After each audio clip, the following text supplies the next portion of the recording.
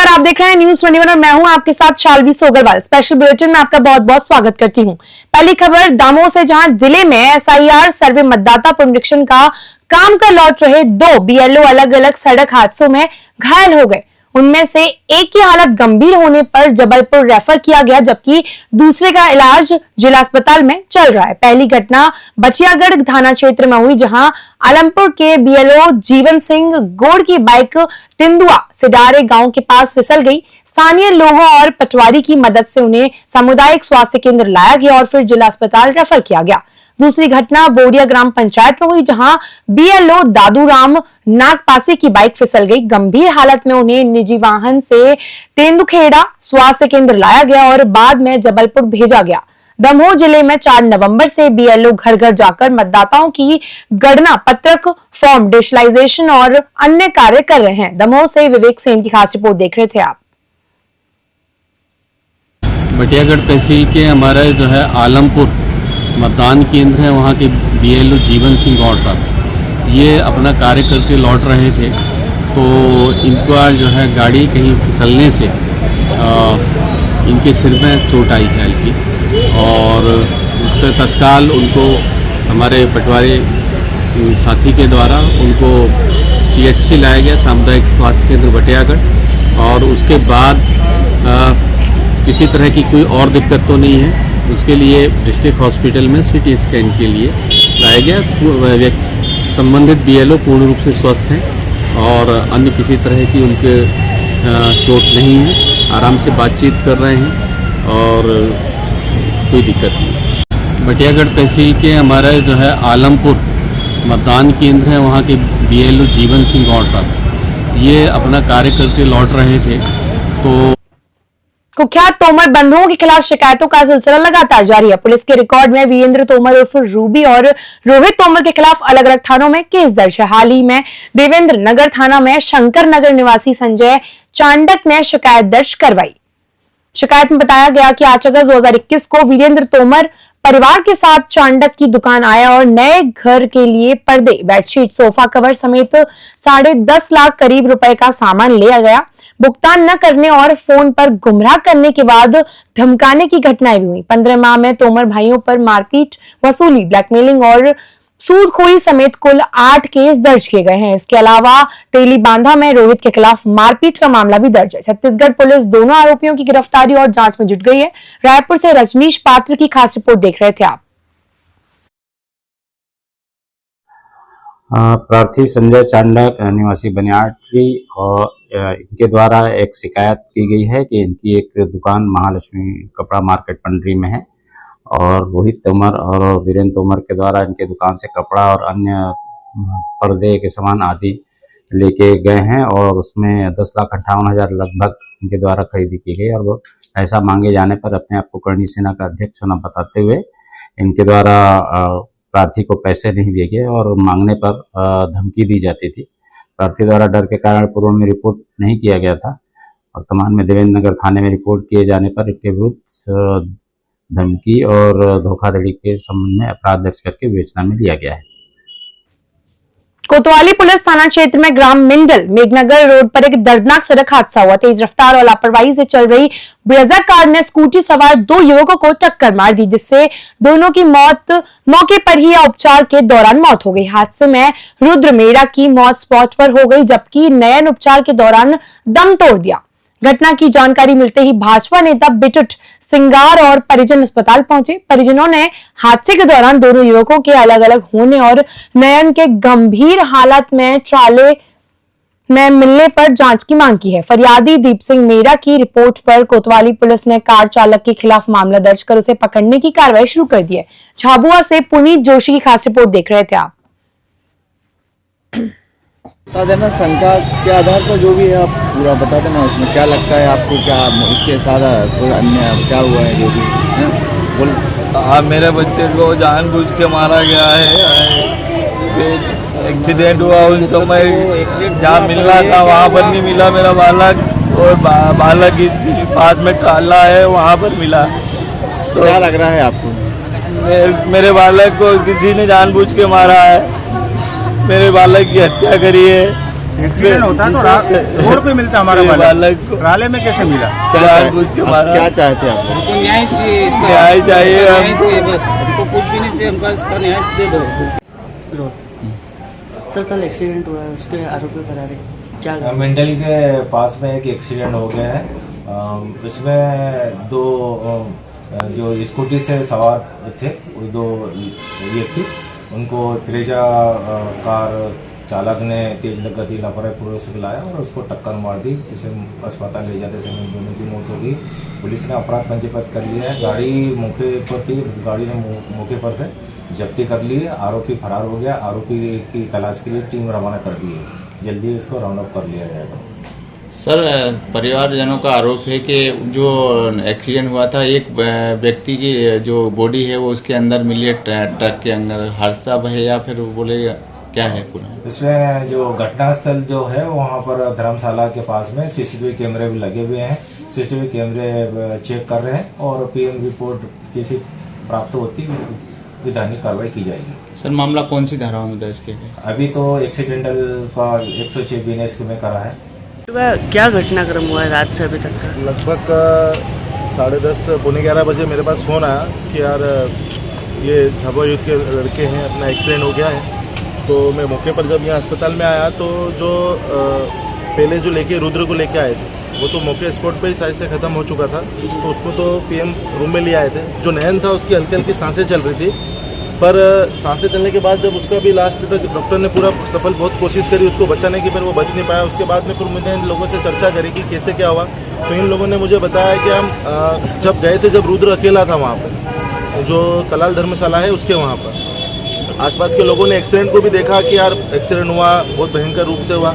पर जब तक वहाँ गए तो एक ही लड़का पाया गया। जब दूसरे वहाँ पर जब आए, जब इन लोगों ने बोला इसके साथ में एक और लड़का था नयन, तो उसको देखने के लिए गए तो वहाँ पर पुलिस वाले भी थे, उसको ढूंढ रहे सब जगह। फिर जब उसके मोबाइल पे फोन किया गया तो ट्राले के अंदर मोबाइल पचपेड़ी नाका क्षेत्र में बुधवार को एक अज्ञात वाहन अचानक आग की लपटों में गया और जलकर खाक हो गया। घटना टिकरापारा थाना क्षेत्र की है। सड़क पर जलते वाहन को देखकर आसपास के लोग इकट्ठा हो गए, जिससे यातायात पूरी तरह प्रभावित हो गया। आग इतनी तेज थी कि वाहन पूरी तरह से नष्ट हो गया। फिलहाल वाहन मालिक का पता नहीं चल पाया है। स्थानीय लोगों और पुलिस के प्रयास से आग पर काबू पाने की कोशिश की गई। पुलिस ने मौके पर पहुंचकर सुरक्षा व्यवस्था और यातायात नियंत्रण किया।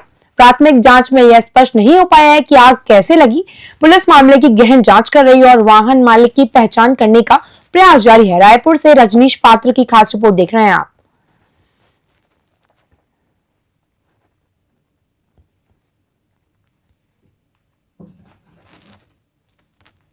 प्रतिबंधित प्लास्टिक की सप्लाई का बड़ा मामला सामने आया। शिवसेना कार्यकर्ताओं ने भनपुरी से देवपुरी की ओर जा रहे एक पिकअप वाहन को रोका, जिसमें बड़ी मात्रा में सिंगल यूज प्लास्टिक भरा हुआ था। सूचना मिलने पर पुलिस मौके पर पहुंची और वाहन को सिविल लाइन थाने ले गई। वाहन में 48 box cartoon single use plastic मिला है। पिकअप में मौजूद 3 युवकों को पुलिस ने हिरासत में लेकर पूछताछ शुरू कर दी है। गौरतलब है कि सिंगल यूज प्लास्टिक वर्ष 2022 में देश भर में पूर्ण रूप से प्रतिबंधित है। बावजूद इसके रायपुर सहित कई क्षेत्रों में इसका निर्माण और सप्लाई खुलेआम जारी है। शिवसेना कार्यकर्ताओं ने प्रशासन पर लापरवाही का आरोप लगाते हुए सवाल उठाया कि जब प्रतिबंधित लागू है तो इतनी बड़ी मात्रा में प्लास्टिक फैक्ट्री में कैसे बन रही है और बिना रोक टोक बाजार तक कैसे पहुंच रही है। पुलिस मामले की जांच कर रही है। रायपुर से रजनीश पात्र की खास रिपोर्ट देख रहे हैं आप।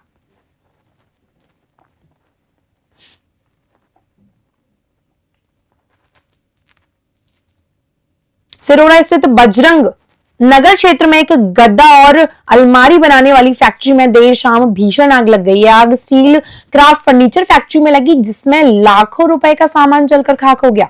प्रारंभिक जानकारी के अनुसार फैक्ट्री में वेल्डिंग का काम चल रहा था, तभी स्पार्क से आग लगी और कुछ ही मिनटों में आग पूरे परिसर में फैल गई। फैक्ट्री में इस्तेमाल होने वाली फोम, लकड़ी और केमिकल सामग्री के कारण आग तेजी से बेकाबू हो गई। सूत्रों के मुताबिक घटना के दौरान फैक्ट्री में कई मजदूर मौजूद थे और कुछ के फंसे होने की आशंका जताई जा रही है। मौके पर दमकल विभाग की 3 गाड़ियां आग पर काबू पाने में जुटी हुई हैं, जबकि पुलिस की प्रशासनिक टीम भी घटनास्थल पर पहुंच चुकी है। रायपुर से रजनीश पात्र की खास रिपोर्ट देख रहे हैं आप।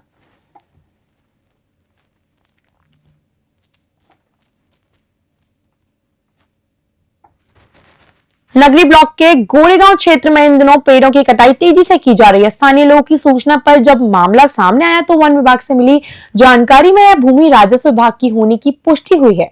पेड़ों की कटाई के संबंध में जब पटवारी से बातचीत की गई तो उन्होंने साफ बताया कि इस कार्य के लिए राजस्व विभाग से कोई अनुमति नहीं ली गई। इस घटना के बाद स्थानीय स्तर पर सवाल उठ रहे हैं कि आखिर बिना अनुमति के पेड़ काटे जा रहे हैं तो प्रशासन अब तक कार्रवाई क्यों नहीं कर पाया। एक तरफ प्रधानमंत्री और सरकार पर्यावरण संरक्षण को बढ़ावा देते हुए एक पेड़ मां के नाम जैसी पहल शुरू कर रही है, वहीं दूसरी ओर जमीनी स्तर पर पेड़ों की अवैध कटाई बेखौफ जारी है। धमतरी से धरुण निषाद की खास रिपोर्ट देख रहे हैं आप।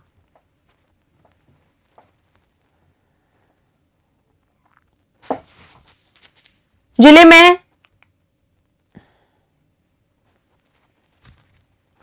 में नक्सल विरोधी अभियान के तहत बड़ी सफलता मिली है, जहां 20 लाख रुपए के इनामी नक्सली दंपत्ति ने आत्मसमर्पण किया है। आत्मसमर्पण करने वालों में 14 लाख के इनाम कुख्यात नक्सली धनुष उर्फ मुन्ना और उसकी पत्नी, 6 लाख तक इनामी महिला नक्सली रोनी शामिल है। दोनों लंबे समय से mart division Bastar MMC zone में सक्रिय थे और कई नक्सली वारदातों में शामिल रहे थे। छत्तीसगढ़ शासन की आत्मसमर्पण और पुनर्वास नीति से प्रभावित होकर दोनों ने मुख्यधारा में लौटने का निर्णय लिया। जानकारी के अनुसार रोनी संगठन और सक्रिय पार्टी सदस्य थी, जबकि धनुष कंप्यूटर संचालन और हिंदी अंग्रेजी टाइपिंग में निपुण था और तकनीकी कार्य संभालता था। दोनों महाराष्ट्र, मध्य प्रदेश और छत्तीसगढ़ की सीमावर्ती क्षेत्रों में काम कर रहे थे। आत्मसमर्पण पुलिस अधीक्षक कार्यालयों में अधिकारियों की मौजूदगी में किया गया। प्रशासन का कहना है कि नक्सल उन्मूलन अभियान के लिए बड़ी उपलब्धि है। रायपुर से रजनीश पात्र की खास रिपोर्ट देख रहे हैं आप।